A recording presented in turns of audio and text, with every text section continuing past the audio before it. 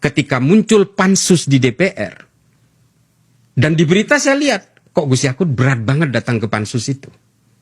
Saya datang ke Gus Yakut, Gus, kenapa sampean nggak ceritakan aja semua ini? Di pansus DPR itu. Kan itu adalah media sampean, kesempatan sampean untuk menceritakan semua ini. Ya, pemirsa, yang dimaksud tadi itu adalah ketika Yakut Khalil Qomas masih sebagai Menteri Agama, 2024 DPR membuat pansus haji dan heboh. Dan waktu itu Menteri Agama tidak pernah datang. Dipanggil berkali-kali oleh DPR hingga dia dimaki seluruh Indonesia. Ini yang diceritakan tadi. Kenapa dia tidak datang? Sekarang saya tanya sama Gus Caisla. Kenapa Gus Yakut tidak mau datang pada saat itu? Itu ada cerita lagi, Puang. Yang pemirsa juga harus tahu. Pada saat yang bersamaan itu ada konferensi perdamaian dunia di Prancis yang dibuka oleh Presiden Macron. Jokowi diundang. Tapi Jokowi kemudian memberikan posisi delegasi dari Indonesia itu kepada Kementerian Pertahanan. Karena ini berbicara tentang perdamaian dunia. Oh, artinya Pak Prabowo Pak dan Prabowo. Oh, oke. Tahu nggak yang terjadi? Gus Yakut datang ke Presiden Jokowi, dia tanya, Pak, apakah saya akan datang ke pansus itu, di DPR itu? Tapi saya akan bercerita apapun sepanjang yang saya alami dan sejujur-jujurnya akan saya ceritakan di DPR itu. Sesuai dengan apa yang saya ketahui.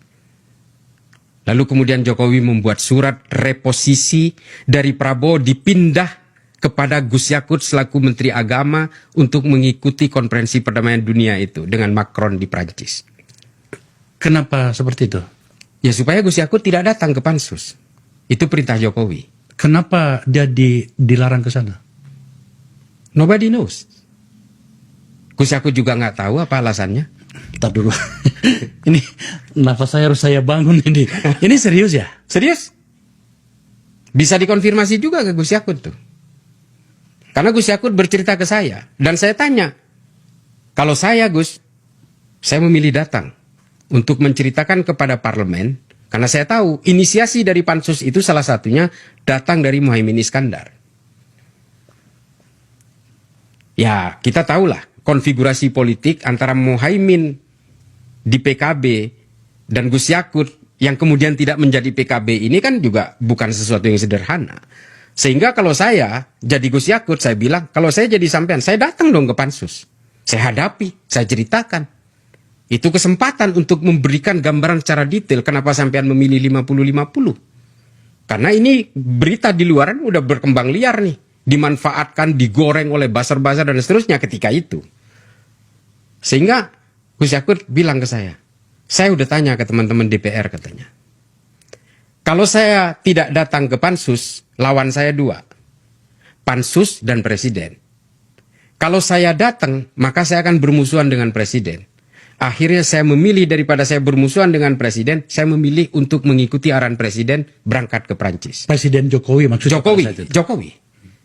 Dan selama 24 hari itulah dia di Eropa seperti layangan putus. Tadi dulu. Ini saya perjelas ini. Saya ini ngos-ngosan dengarnya ini. Jadi Pak Jokowi sebagai presiden melarang Yakut Menteri Agama untuk datang ke pansus untuk menjelaskan yang sedang dibahas di pansus. Ya. Caranya melarang itu adalah memindahkan tugas yang harusnya kepada Pak Prabowo sebagai Menteri Pertahanan untuk sebuah agenda di Prancis.